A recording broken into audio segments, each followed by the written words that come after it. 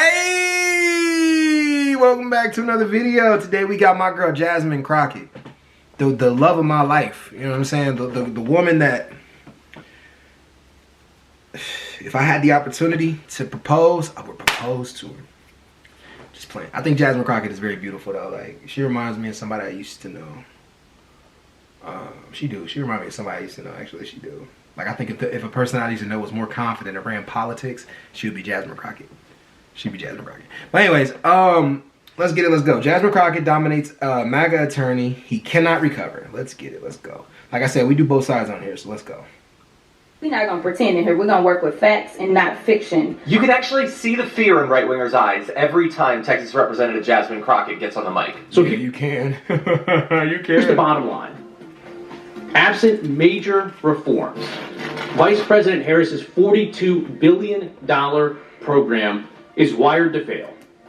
It's time to correct course. Get rid of all the extraneous political goals and focus on quickly connecting Americans. Now I'm actually going to talk about Texas because I believe that the testimony has been somewhere around the fact that no money has actually been disputed as it relates to rural broadband. I also asked for unanimous consent to admit this article from the USDA.gov. USDA officials attend groundbreaking to expand high-speed internet access in rural Texas, dated March 7th, 2024, Italy, Texas. Without objection, so ordered. Thank you so much. With respect, that was not the testimony. Oh, I thought you said no dollars had been spent. The largest single program. My question is, did you not say $42 billion. Okay. 0 houses have been connected. There are other federal programs, including Trump-era ones, that right now are turning dirt and connecting. Okay, so just to be clear, because I don't want the American people to be confused, because I was confused because it almost seemed as if, considering the fact the name of this hearing is the failed policies, as if nothing had been done. But to clarify for those that are watching, you aren't saying that no dollars have been spent as it relates to rural broadband dollars under the Infrastructure Act, correct? To be clear, for the signature effort, 42. Yes or no? Have any dollars been spent? Not $1. a single person has been connected. That's not my question though. My question was, have any issues? Senator Ted Cruz from Okay, I'm going to move on. I'm reclaiming my time at this point. Many of these bills, I'm reclaiming my time, which means, Chairman, I'm going to per location. stop my time because the witness is not. Are you asking him a question, or are you? No, I'm not asking him a question. I'm reclaiming my time. All right. Did the chair recognize Ms. Crockett? Okay, now I was at 41, y'all, so go back up. We'll give you 9 more seconds. Okay, thank you so much. Here's the deal. You've testified a lot about the problem with the broadband rollout being diversity, equity, and inclusion. You said DEI, I don't know how many times, which is one of the issues that Project 2025 takes issue with. But it's interesting to me because I have another article. Hold on, she's been calling out 2025 for a minute, and now Trump is admitting that he's using the rollout from 2025. She's been calling it out. And now he's admitting that that's what she's using. This woman is a prophet. She's speaking it. The black women were killing it last year when it came to like politics. They were. Nobody was listening. It shows a lot, but nobody was listening. She called it out. Cool. From the Texas Tribune, and it actually specifically states that internet providers say they are simultaneously hopeful and skeptical about whether the incoming federal dollars will be enough to connect the most underserved Texans. Historically, other federal rural broadband funding programs have seen limited success because many companies who committed to providing broadband went into default after radically underestimating their cost.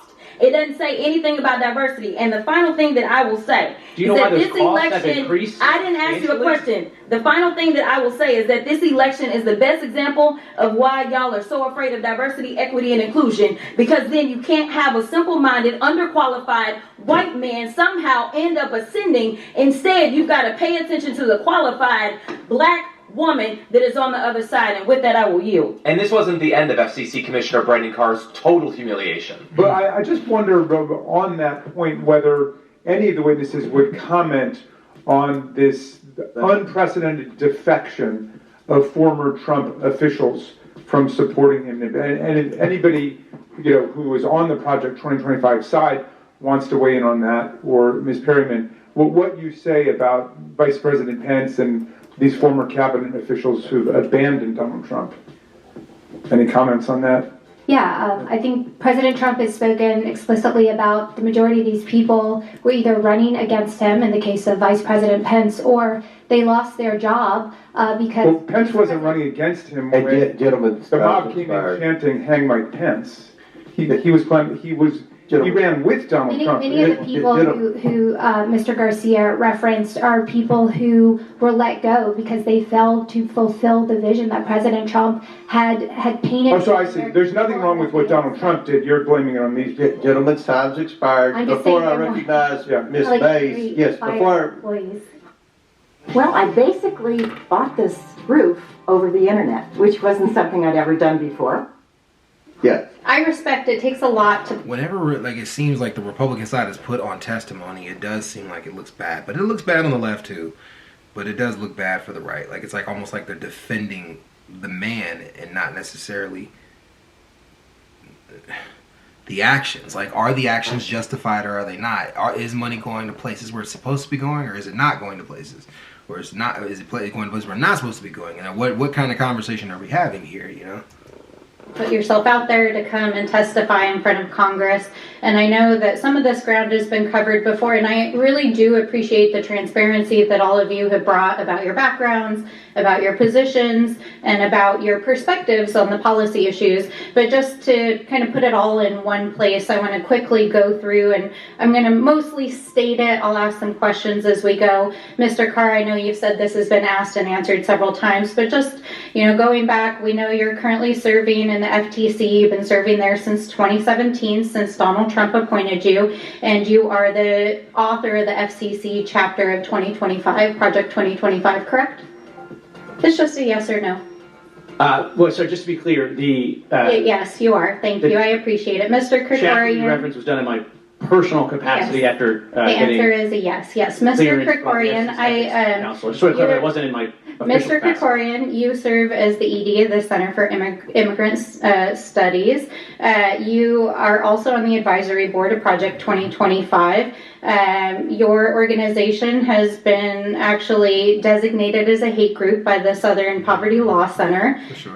Dr. Hobbs, thank you for your service to this country. I understand you're a veteran and an academic.